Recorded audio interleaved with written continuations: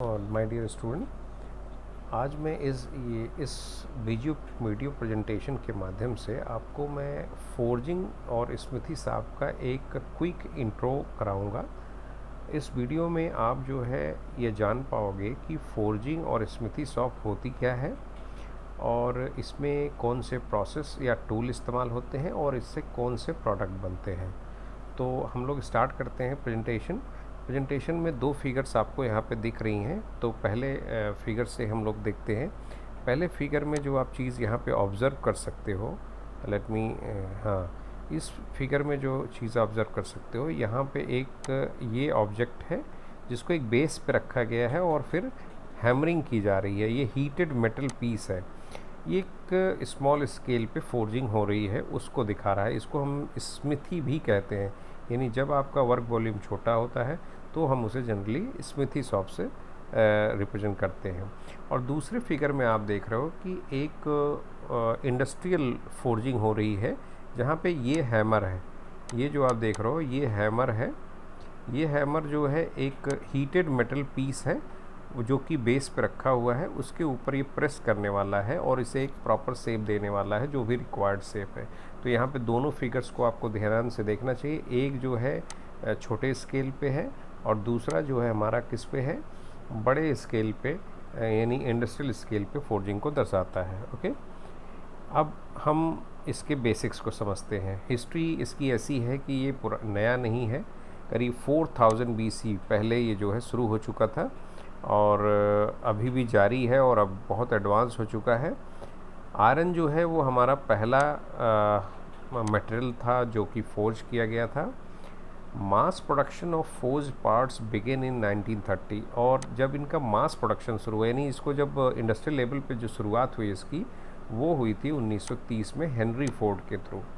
इन्होंने automobile sector में काफ़ी क्रांति लाई थी और जब इन्हें बहुत सारी गाड़ियाँ बनानी पड़ी तो बहुत सारे कंपोनेंट चाहिए होते थे, तो उन्होंने इस प्रोसेस का इस्तेमाल किया और काफ़ी सक्सेसफुल रहे। ठीक है, नेक्स्ट में आते हैं इसके क्लासिफिकेशन पे कि आपका फोर्जिंग जो है वो दो तरीके से मेनली होता है। एक होता है ओपन डाई फोर्जिंग और ब्लैक स्मिथी जिसको बोलते हैं, यानी पहला वाला पार्ट ये है।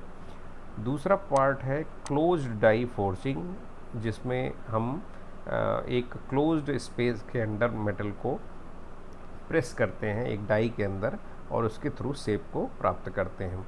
अगले वाले फिगर्स में या अगले वाले स्लाइड में आप इन दोनों प्रोसेस का पिक्चोरियल डायग्राम देखोगे। इसमें क्या हो रहा है कि आप देखो यहाँ पे ये ओपन डाई है। लेट मी एक सेकेंड, ये जो पहला फिगर है ये किसको रिप्रेजेंट कर रहा है? ओपन डाई को रिप्रेजेंट करता है, ओपन डाई फोर्जिंग को। अब ओपन डाई फोर्जिंग इसे क्यों कहा जाता है? क्योंकि आप देखो ये मेरा रॉ मटेरियल है, ये जो रेड कलर का है ये मेरा रॉ मटेरियल है, इसको हीट किया गया है। ठीक है, और हीट करने के बाद इसे एक बेस पे यानी लोअर डाई पे रखा गया है। ऊपर से एक दूसरा डाई है जो कि इसके ऊपर आके इसको प्रेस करेगा। तो आप क्या देखते हो कि मेटल जो है वो किस डायरेक्शन में, अपने लेटरल डायरेक्शन में एक्सपेंड कर सकता है, यानी बाहर की तरफ जा सकता है, यानी it is open to expand in lateral direction. इस वजह से इसको ओपन डाई फोर्जिंग कहा जाता है, क्योंकि मेटल अपने लेटरल डायरेक्शन में यानी पार्श्वीय डायरेक्शन में फैल सकता है। ठीक है, दूसरा जो एग्जाम्पल है ये आपके क्लोज्ड डाई फोर्जिंग को रिप्रेजेंट करता है, क्लोज्ड डाई फोर्जिंग को रिप्रेजेंट करता है। इसमें क्या देखते हो, इसमें आपका जो मेटल पीस है ये आपका रॉ मेटल है, इसको एक प्री डिफाइंड कैविटी यानी डाई के अंदर एक कैविटी बनाई गई है। एक कैविटी इधर अपर डाई में है और नीचे के आप देखोगे यहाँ पे एक कैविटी बनाई गई है, ये लोअर डाई है और ये ऊपर वाली अपर डाई है। क्या होगा, इन दोनों को जब प्रेस करेंगे, ये नीचे वाला एनबिल है जिसके ऊपर ये डाई रखी हुई है, ये मूवेबल नहीं होती है, ऊपर वाली मूवेबल होती है, ये नीचे आ रही है। ये नीचे आके जब इसे प्रेस करती है तो ये जो आपको ब्लॉक दिख रहा था मेटल का, ये एक्सपेंड करके इस फॉर्म में आ जाता है, यानी डाई का शेप ले लेता है। तो यहाँ पे मेटल को आपने रिस्ट्रिक्ट कर रखा था एक पर्टिकुलर स्पेस के अंदर, इस वजह से यानी यहाँ पे क्लोज्ड है, यहाँ कोई भी एरिया उसका ओपन नहीं है जहाँ से वो बाहर निकल सके, इसलिए इसको क्लोज्ड डाई फोर्जिंग कहा जाता है। आई थिंक आपको चीज़ें समझ में आ रही होंगी। अच्छा, इसके पहले मैं आपको एक चीज़ और बता देता हूँ कि फोर्जिंग जो है उसको आप कैसे डिफ़ाइन कर सकते हो। फोर्जिंग को डिफ़ाइन करने के लिए, अच्छा नेक्स्ट हम लोग स्लाइड देख लेते हैं, वहाँ पे हम आपको इसे एक्सप्लेन करते हैं। नेक्स्ट स्लाइड में एक रोलिंग फोर्जिंग ऑपरेशंस को दिखाया गया है। इसमें ये आपका रॉ मटेरियल है जो रेड कलर का है, ये मेरा रेड हॉट मेटल है। ये क्या है? रेड हॉट रॉ मटेरियल है, यानी कोई मेटल है जो कि रेड हॉट है। इसका क्रॉस सेक्शन देखो यहाँ पे, यानी स्टेज 1 पे इसका क्रॉस सेक्शन क्या है? बड़ा है। जब ये रोलर्स के अंदर आता है, यानी रोलर कुछ इस तरीके से घूम रहे हैं और इसको अंदर की तरफ खींच रहे हैं। जब ये रोलर के पार निकल रहा है, यानी जब रोलर से पास होके निकल रहा है, तो इसका क्रॉस सेक्शन कैसा हो जा रहा है? कम हो जा रहा है। यानी क्या हो रही है? फॉर्मिंग प्रोसेस हो रही है, फोर्जिंग प्रोसेस हो रही है। ये स्टेज 2 है। तो आप यहाँ पे देख सकते हो स्टेज 1 से स्टेज 2 पे आने पे क्रॉस सेक्शन का एरिया कम हो रहा है, या आप इसे चेंज कर रहे हो। ठीक है, तो ये भी एक फोर्जिंग प्रोसेस है जिसको हम रोलिंग फोर्जिंग प्रोसेस कहते हैं। और अभी मैं यहाँ पे आपको एक चीज़ बताने वाला हूँ कि फोर्जिंग जो होता है उसको आप इस तरह समझिए कि फोर्जिंग में 2 प्रोसेस मेन होते हैं। एक होता है हीटिंग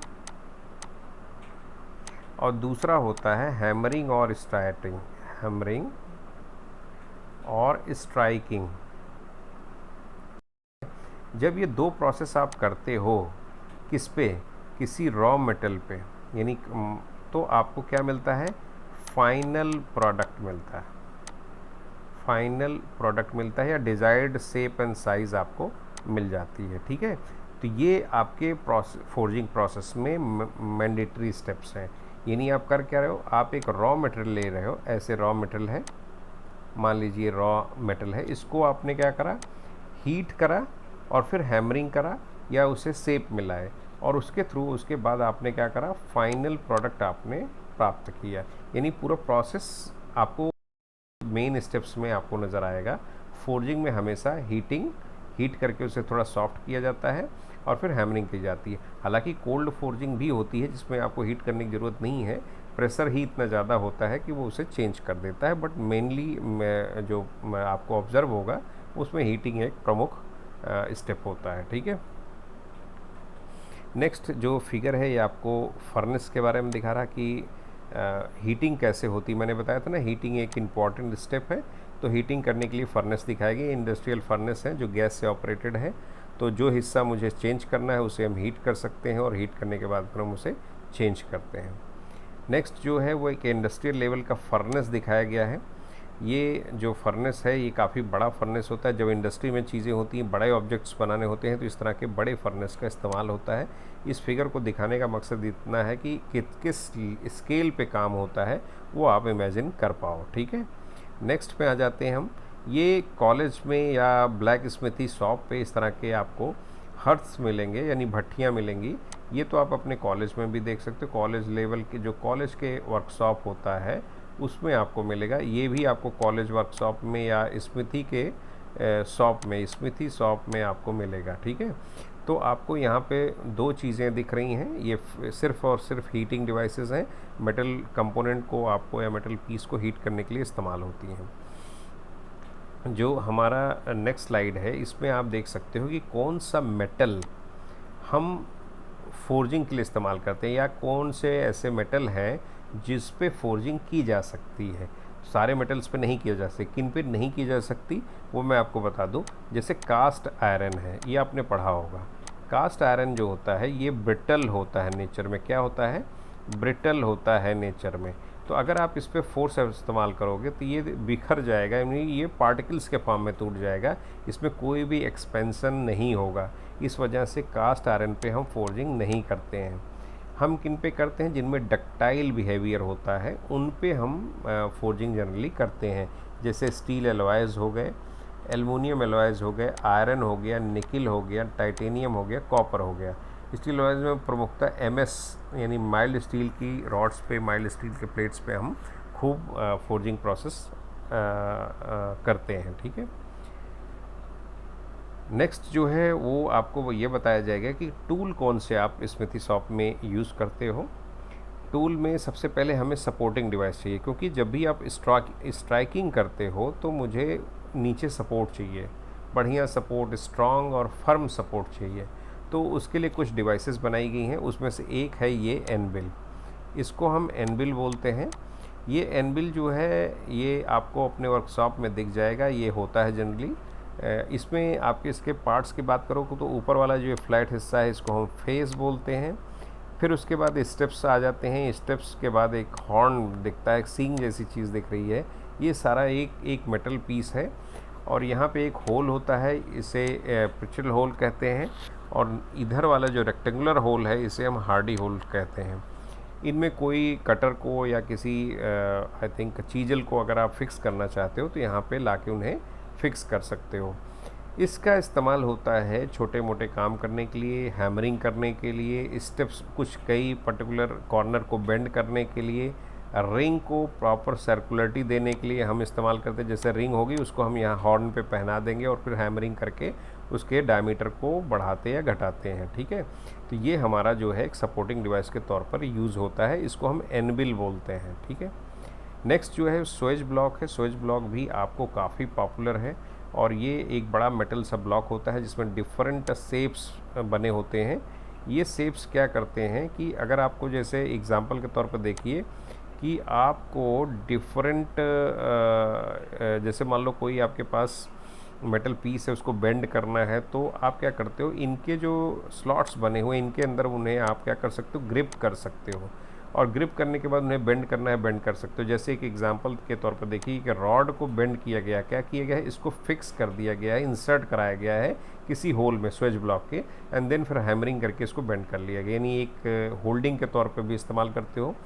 दूसरे एग्जाम्पल पर देखो, यहाँ पे एक मेटल की प्लेट है, इसको क्या बनाना है, इसको सर्कुलर बनाना है, यानी कर्व्ड इसका सरफेस बनाना है। तो इसके जो ये वाले एरिया देख रहे हो यहाँ पे कर्व्ड शेप बने हुए हैं, इनके ऊपर रख के हैमरिंग कर दीजिए तो ये वाला शेप एक्वायर कर लेगा मेटल। तो आप देख सकते हो यहाँ पे आप ट्रायंगुलर शेप दिख रहे हो। तो डिफरेंट शेप्स जो हैं उनको प्रोवाइड करने के लिए हम स्वेज ब्लॉक का इस्तेमाल करते हैं। ये भी सपोर्टिंग टूल के तौर पे इस्तेमाल होता है, तो ये चीज़ ध्यान रखना, ये सपोर्टिंग टूल्स हैं फोर्जिंग में। नेक्स्ट जो टूल है वो स्ट्राइकिंग टूल है, यानी एक बार सपोर्ट मिल गया आपको, उसके ऊपर आपने रॉ मटेरियल रख दिया, देन फिर आपको क्या करना होगा, आपको हैमरिंग करनी होगी। तो हैमरिंग करने के लिए हमारे पास डिफरेंट टाइप्स के हैमर्स होते हैं। जैसे एक होता है हैंड हैमर, ये बहुत कॉमन होता है छोटे लेवल के जॉब के लिए। ये स्लेज हैमर है, ये भी इस्तेमाल होता है थोड़ा सा हैवी हैमरिंग करने के लिए। आपको इन दोनों डबल फेस हैमर होते हैं ये, और थोड़ा हैवी होते हैं। नेक्स्ट जो है वो है पावर हैमर। पावर हैमर नाम से ही पता चलेगा कि ये पावर ऑपरेटेड होते हैं, यानी पावर से चलते हैं और लगातार और हैवी प्रेशर अप्लाई कर सकते हैं, आपके हैवी स्ट्राइकिंग कर सकते हैं आपके रॉ मटेरियल पर। ठीक है, नेक्स्ट जो है वो होल्डिंग टूल्स है। ऑब्वियसली आपने अभी तक क्या पढ़ लिया, आपने सपोर्टिंग टूल्स पढ़ा, फिर आपने स्ट्राइकिंग टूल्स पढ़ा, अब जो पढ़ने वाले हो होल्डिंग टूल्स के बारे में। ऑब्वियसली जो मेटल होगा वो हॉट होता है और हैमरिंग के अंडर में होता है, तो उसे हम अपने हाथ से तो नहीं पकड़ना चाहिए ना, ऐसा करना भी नहीं चाहिए आपको, क्योंकि वहाँ पे आपको कैजुअलिटी होने की या फिर आपको हर्ट होने की पॉसिबिलिटी रहती है। इस कंडीशन में हम क्या करते हैं, टोंग्स का इस्तेमाल करते हैं जो होल्ड करने का काम करेगा। अब ये होल्ड क्या करता है, ये डिफरेंट तरीके के पीसेस, मेटल पीसेस को होल्ड करता है और देन फिर उस पर हैमरिंग होती है, ताकि ह्यूमन हैंड और जो ऑपरेटर है उसको कोई प्रॉब्लम ना हो। इनके जो फेस होते हैं, जो टोंग्स होते हैं, उनके फेस के बेसिस पे इनका नाम दिया गया है। जैसे ये स्क्वायर टोंग है तो इसका फेस जो है वो स्क्वायर के फॉर्म में बना हुआ है, that is why it is known as square tongs. ये आपका पिंसर टोंग है, इसके पिन से जैसे होते हैं, मतलब आप इनसे कील और इन सबको पकड़ सकते हो। ये क्लोज्ड फ्लैट टोंग है, ये बहुत कॉमन है, घरों में भी मिल जाते हैं। ये चीजल टोंग है, चीजल्स को पकड़ने के लिए, और इसके अंदर ऑब्वियसली कटिंग के लिए भी इस्तेमाल होते हैं। इनको बस पकड़ के इस पे हैमरिंग कर दी जाए इनके फेस पे तो ये कट भी कर देते हैं। ये पिकअप टोंग है, ये आपका राउंड शेप टोंग है, इसका शेप देखो राउंड है इसके फेस का, इसके माउथ का, इस वजह से इसको राउंड शेप है। यहाँ पे एग्जांपल में एक आपका टोंग है, उसने एक रॉ मेटल, ये रॉ मेटल है, रॉ मेटल पीस को पकड़ा हुआ है यहाँ पे, ये आप देख सकते हो। ओके, तो ये कुछ होल्डिंग डिवाइसेस के एग्जांपल थे। नेक्स्ट है कि आप कटिंग डिवाइसेस का भी इस्तेमाल करते हो। कटिंग टूल्स कौन से इस्तेमाल करते हो? उनमें जो है आपके पास होते हैं कोल्ड चीजल। कोल्ड चीजल जो होता है ये है आपका, इसमें 3 तरीके के चीजल इस्तेमाल होते हैं। एक कोल्ड चीजल हुआ, एक हॉट चीजल हुआ, एक हार्डी सेट हुआ। हार्डी सेट जो है वो एनबिल के ऊपर लगता है। ये जो देख रहे हो ये हार्डी है। हार्डी में 2 पीस होते हैं, एक जाके एनबिल में फिक्स हो जाता है और एक को हम टोंग से पकड़कर इसके अपोजिट डायरेक्शन में लगाते हैं। यहाँ पे देखो एजेस बने होते हैं, हमें कटिंग करने के लिए इसका इस्तेमाल करते हैं हम लोग। हॉट चीजल वो चीजल्स होती हैं जो हॉट मेटल्स को जनरली कट करने में, हीटेड मेटल्स को कट करने में इस्तेमाल करते हो। कोल्ड चीजल वो चीजल्स होते हैं जो कोल्ड कंडीशन में बिना हीट किए हुए मेटल्स को जब हम कट करते हैं तो वहाँ पे कोल्ड चीजल्स का इस्तेमाल करते हैं। ठीक है, ये इनकी स्ट्रेंथ के बेसिस पे भी इनको क्लासीफाई किया जाता है। ऑब्वियसली जो हॉट चीजल्स होंगी वहाँ पे आपको हीटेड कंडीशंस में आपके चीजल को मजबूत रहना चाहिए। कोल्ड कंडीशन में जब अगर आपको कटिंग करना चाहिए तो इसका मतलब है कि उसे भी बहुत ज़्यादा हार्ड होना चाहिए, अदरवाइज़ वो कट नहीं कर पाएगा। चीज़ल एक इस तरीके से देखो, इसको हम छेनी बोलते हैं, हिंदी में छेनी बोलते हैं, अदरवाइज़ आप इसे समझ सकते हो। एक एज होती है, शार्प एज होती है। टूल्स होते हैं, टूल मटेरियल के बने होते हैं, बहुत हार्ड होते हैं। इन पे हैमर करके हम कटिंग यानी मेटल पीसेस की कटिंग करते हैं। नेक्स्ट जो है वो है प्लेनिंग एंड फॉर्मिंग टूल्स। कई बार हमें मेटल प्लेट्स को या मेटल फेस को क्या करना होता है, फ्लैट करना होता है, प्लेन करना होता है, तो हम प्लेनिंग टूल्स का इस्तेमाल करते हैं। किसी शेप में लाना है तो हम फॉर्मिंग टूल्स का इस्तेमाल करते हैं। अब जैसे प्लेनिंग टूल्स जो हैं वो आपके ये है, इसमें देखो दोनों हैं, इसमें कटिंग के लिए भी एज दिया हुआ है और नीचे जो है प्लेन फेस दिया हुआ है, तो दोनों का इस्तेमाल करके आप स्लेजेस का इस्तेमाल करिए। ये स्लेज हैमर्स होती हैं, इनसे हम प्लेनिंग कर सकते हैं। सेट हैमर है, इससे हम प्लेनिंग कर सकते हैं। ये फ्लैटर है, इससे हम प्लेनिंग कर सकते हैं। यानी आप इसको रखिए और इसके ऊपर हैमरिंग कर दीजिए तो ये अपने नीचे वाले सरफेस को फ्लैट कर देता है। फिर आपको फॉर्मिंग टूल्स के तौर पे दिखाता हूँ। ये फुलर्स हैं, ये क्या करता है कि क्रॉस सेक्शनल एरिया को कम करता है। एक तरीके से एक डिवाइस है, इसमें ये अपर पार्ट है और नीचे वाला क्या है, लोअर पार्ट है। लोअर पार्ट फिक्स किया जाता है एक एनबिल में और ऊपर वाले पार्ट को हम मूव कराते रहते हैं और इस पे हैमरिंग करते हैं। यहाँ पे हैमरिंग होती है इस वाले हिस्से पे, यानी हैमर से।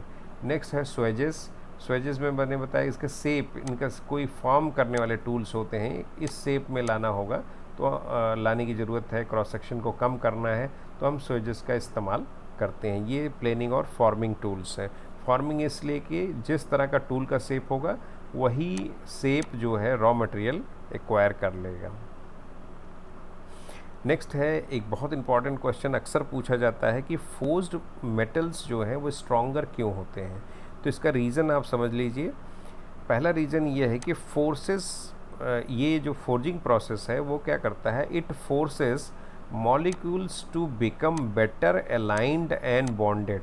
जब आप हैमरिंग करते हो और थोड़ा हीटेड कंडीशन में, तो जो मॉलिक्यूल्स होते हैं वो क्या होते हैं, एक पर्टिकुलर डायरेक्शन में अलाइंड हो जाते हैं और अच्छी तरीके से बॉन्डेड हो जाते हैं, तो स्ट्रांग हो जाता है इससे आपका कंपोनेंट। दूसरा क्या है, grain pattern is organised in a way to maximise strength. यानी जो आपके ग्रेन्स होंगे, यानी जो हमारे मेटल पीस के अंदर जो ग्रेन्स होंगे वो बेहतर ऑर्गेनाइज हो जाते हैं और इसकी वजह से क्या होगा कि जो आपकी स्ट्रेंथ है वो मैक्सिमाइज हो जाती है। अच्छा, तीसरी इस इम्पॉर्टेंट चीज़ ये है कि इसमें does not require any joining parts. इसमें कोई भी ज्वाइनिंग पार्ट्स नहीं होते, इस वजह से स्ट्रेस कंसंट्रेशन पॉइंट्स नहीं होती और अल्टीमेटली क्या करता है, ये स्ट्रॉन्गर कंपोनेंट के तौर पे आपको रिज़ल्ट में चीज़ें मिलती हैं। ये कुछ फिगर्स दिए हुए हैं कि हैमरिंग पावर हैमर्स कैसे काम करते हैं, उनको दर्शाया गया है। ठीक है, नेक्स्ट है कि इससे कौन से पार्ट्स बनते हैं, यानी जो फोर्ज मेटल से कौन कौन से कंपोनेंट पार्ट्स या मैकेनिकल के जनरल कंपोनेंट हैं वो बनाए जाते हैं। तो अपने दिमाग में अगर कोई एग्जांपल पूछे कि फोर्जिंग से क्या बनते हैं तो आप बताइए। ऑटोमेटिव पार्ट्स जो होते हैं वो बनते हैं, जैसे लीवर, गियर, ये सारी चीज़ें। गियर लीवर हुआ, छोटे छोटे पार्ट्स हुए, वो एग्रीकल्चरल मशीनरी बनाए जाते हैं, हैंड टूल्स बनाए जाते हैं, रेल रोड्स बनाए जाते हैं, एयर स्पेस इंडस्ट्री में भी इनका काफ़ी इस्तेमाल होता है पार्ट्स बनाने के लिए। तो ये एक छोटा सा ब्रीफ इंट्रोडक्शन था फोर्जिंग को लेके। तो आई होप आपको चीज़ें समझ में आएंगी, आ गई होंगी कि क्या है ये। Okay, thank you very much.